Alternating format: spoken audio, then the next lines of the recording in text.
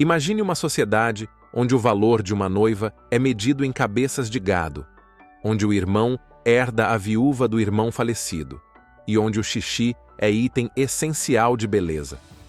Agora, acrescente a isso a crença de que, para restaurar o equilíbrio espiritual, um sacrifício deve acontecer.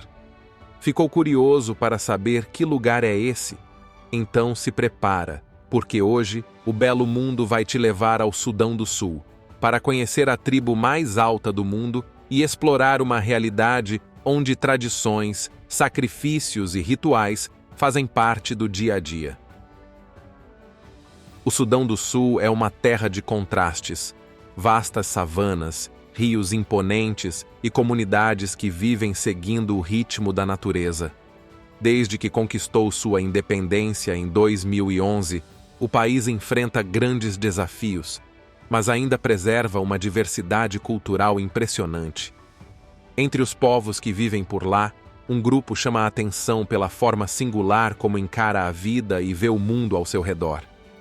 Sem cidades grandes ou tecnologia avançada, eles sobrevivem com o que a terra oferece e mantêm tradições que despertam curiosidade em qualquer um que os conhece. Eles são os Dinka, uma das etnias mais antigas e fascinantes do Sudão do Sul, conhecidos por sua cultura rica e única. Número 1. Quem são os Dinka? Os Dinka são um povo que vive nas vastas savanas e áreas pantanosas ao longo do rio Nilo, no Sudão do Sul. Eles preservam tradições antigas, falam uma língua chamada nilótica e compartilham laços culturais com outros grupos tradicionais da região, como os Nuer.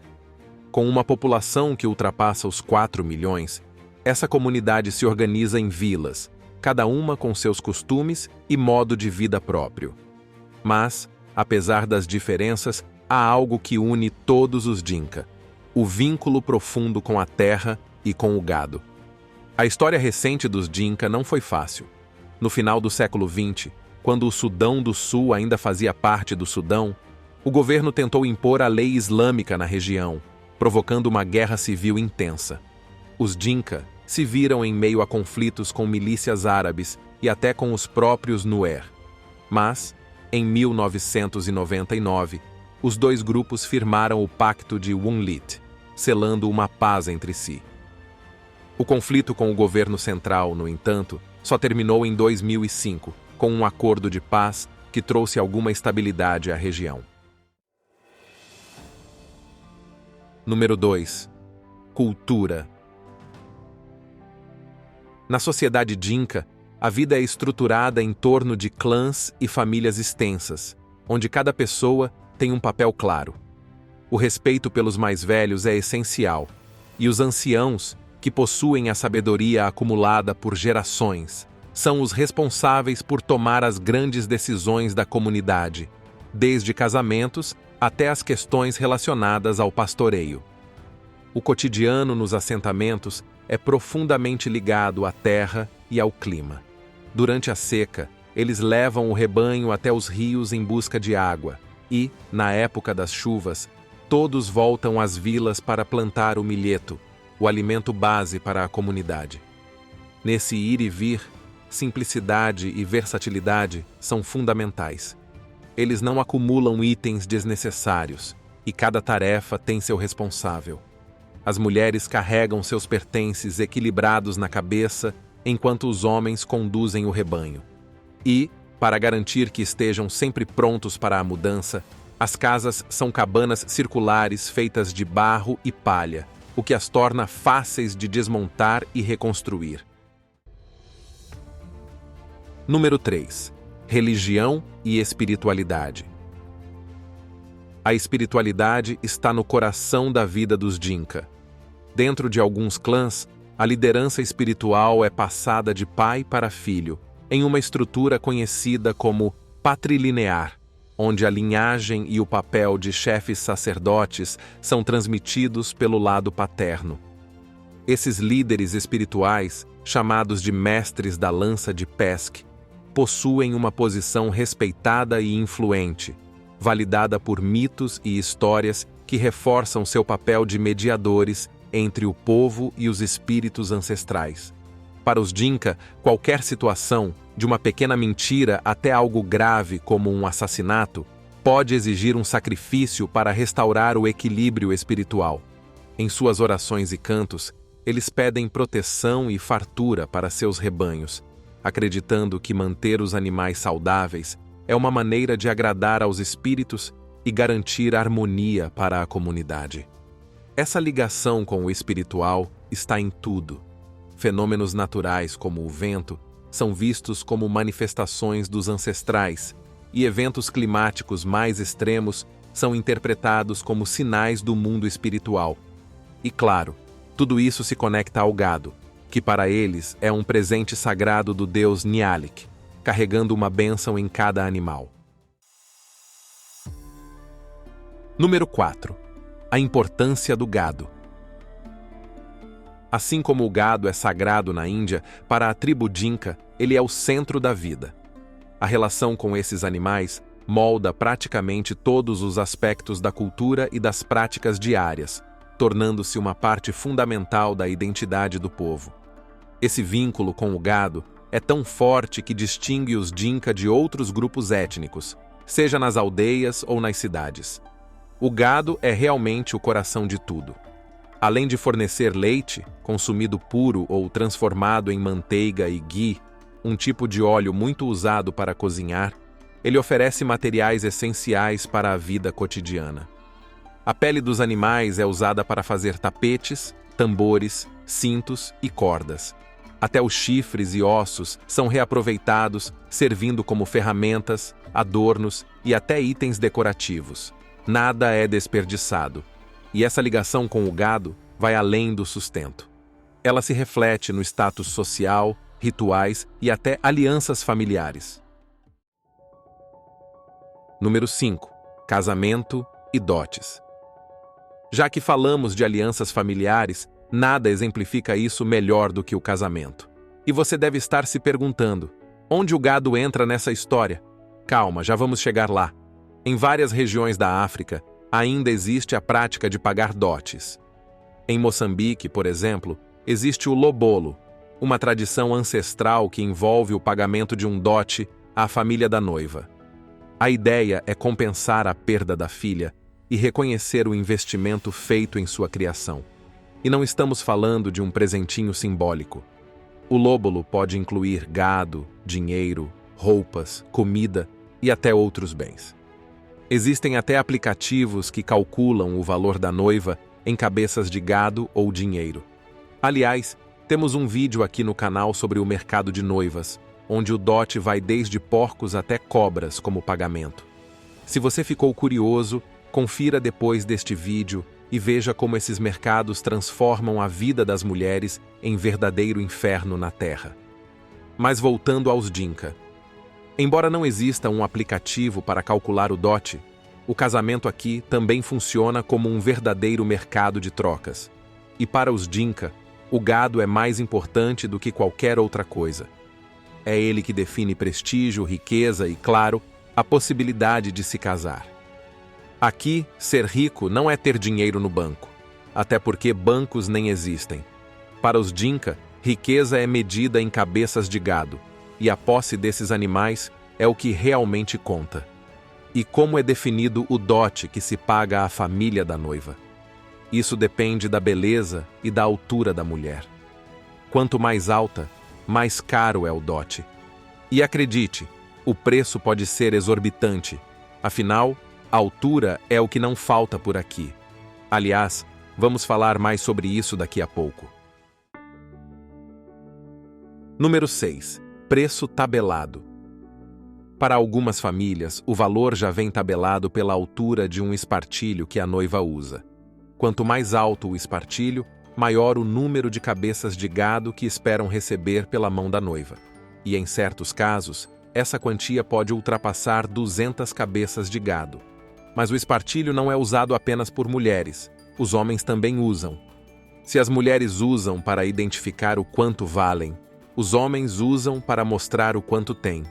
Pois é, o tamanho e a beleza do espartilho de um homem Dinka refletem se ele vem de uma família rica em gado, e se é capaz de pagar um dote alto por uma noiva. É como se o espartilho fosse o extrato bancário dele, indicando que sim, ele pode arcar com o valor exigido para um casamento. Além disso, as cores dos espartilhos dizem muito. Um espartilho vermelho, por exemplo, indica que o rapaz tem entre 15 e 25 anos, enquanto um espartilho amarelo diz que ele já passou dos 30 e está pronto para o casamento. Então, com uma rápida olhada no espartilho, qualquer um sabe o status e a fase de vida do homem, quase como um código visual que todos entendem. Número 7. Rituais de passagem. Mas a cultura do gado não é apenas sobre o casamento. Outro fato curioso são os rituais de passagem.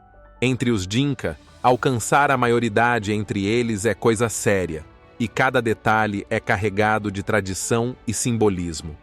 Para as meninas, esses rituais são momentos de pura celebração.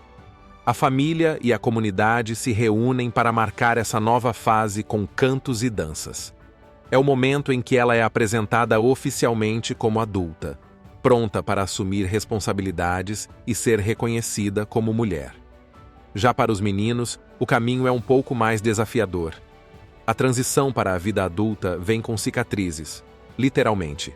Com lâminas afiadas, eles recebem marcas na testa, traçadas em linha reta e com um padrão específico. A dor? Suportada em silêncio. Esse é o teste de força e resiliência que cada jovem enfrenta. Quando um jovem Dinka atinge a puberdade, ele participa de um ritual importante: sacrificar um touro. A cor da pelagem do animal escolhido se torna parte do nome dele e vai acompanhá-lo pela vida toda. Salva Kiir, o presidente do Sudão do Sul, por exemplo, é chamado de Mayardit, que significa touro com pelo roxo. Mas é claro que esse é só um dos vários exemplos. Outros nomes também seguem o mesmo estilo, como Mabior, que significa touro branco, e Marial, touro preto e branco. Ou seja, o sobrenome vai depender do pelo do gado. E não é só isso. As vacas não são importantes apenas para casar ou criar apelidos. Os Dinka também aproveitam os excrementos do gado para se embelezarem durante as festividades tradicionais. Número 8. Urina e fezes de gado para beleza. Parece mentira, mas não é. As práticas de higiene dos Dinka têm um toque tradicional que pode parecer curioso para quem vê de fora. Para lavar o cabelo, muitos homens utilizam urina bovina, acreditando que isso ajuda a clarear os fios e manter o couro cabeludo limpo. Além disso, os Dinka também queimam esterco de vaca para gerar uma fumaça que, ao ser passada pelo corpo, serve como repelente natural contra insetos e ainda como um tipo de perfume cultural. A fuligem do esterco queimado é aplicada sobre a pele, especialmente durante a estação chuvosa, quando os mosquitos são mais intensos. E você teria coragem de usar esse shampoo ou repelente? Já conta pra gente nos comentários. Número 9. Poligamia e casamento com viúvas. Voltando ao assunto casamento, uma curiosidade interessante é que a poligamia é comum entre os Dinka. Mas o que exatamente é poligamia? Basicamente, é o costume de ter mais de um cônjuge ao mesmo tempo. No caso dos Dinka, os homens podem ter várias esposas, mas só se tiverem condições de sustentá-las. Como dissemos antes, a riqueza aqui é medida em cabeças de gado. Então, só quem possui muitos animais pode se dar ao luxo de ter várias esposas, já que o dote, o presente do noivo à família da noiva, é uma exigência importante. Esse sistema também reforça a unidade da comunidade, pois o casamento entre diferentes clãs cria laços fortes entre famílias e aumenta o apoio entre elas. A vida nessas comunidades é bastante colaborativa. As coesposas cuidam umas das outras e ajudam a criar os filhos de todas, como se fossem uma única família. Assim, a solidariedade entre os membros do clã se fortalece e todos são bem cuidados. Outro ponto interessante é o casamento de levirato. Se uma mulher fica viúva, ela pode se casar com o irmão do falecido. Esse costume garante proteção à viúva e aos filhos, para que continuem amparados pela família. Em vez de serem excluídos, a viúva e os filhos permanecem sob o cuidado do novo marido, mantendo a família unida e economicamente estável. Número 10. Mais altos do mundo. Lembra que falamos sobre os dotes estratosféricos dependendo da altura da noiva Dinka? Pois é, o que torna os Dinka mundialmente famosos é sua altura impressionante. Com uma média de 1,90 m para os homens e 1,80 m para as mulheres, muitos ultrapassam os 2 metros, posicionando-os entre os povos mais altos do mundo, ao lado dos Tutsi de Ruanda e dos Maasai do Quênia e da Tanzânia. Essa característica ganhou destaque internacional, especialmente por figuras como Manute Bol, o renomado jogador da NBA, que tinha 2,31 m, 7 pés e 7 polegadas, impressionando tanto pela habilidade quanto pela altura. Outro exemplo é a modelo Alek Wek, também de origem Dinka, conhecida por desafiar os padrões de beleza com seu visual marcante e altura de 1,80 m. Mas o que explica essa altura extraordinária? Os especialistas acreditam que a altura dos Dinka resulta de uma combinação entre genética, dieta e estilo de vida. A genética certamente desempenha um papel importante, pois os Dinka possuem uma predisposição natural para o crescimento, característica que pode ter sido reforçada pela seleção de parceiros mais altos ao longo das gerações. Além disso, a dieta rica em leite e carne de gado, repleta de proteínas e nutrientes essenciais, ajuda a desenvolver a estrutura óssea e muscular. A vida ativa, especialmente o pastoreio e outras atividades físicas intensas, também colabora para o desenvolvimento de uma estrutura corporal alta e forte. E assim, encerramos nossa jornada pelos segredos dos Dinka, um povo de altura imponente, costumes únicos e uma conexão profunda com suas tradições. Se você gostou de explorar essa cultura fascinante e quer continuar viajando por temas tão incríveis quanto esse, não se esqueça de seguir e ativar as notificações para não perder os próximos vídeos. Para você que nos assistiu até aqui, o nosso muito obrigado e nos vemos no próximo episódio de aventura por esse nosso belo mundo.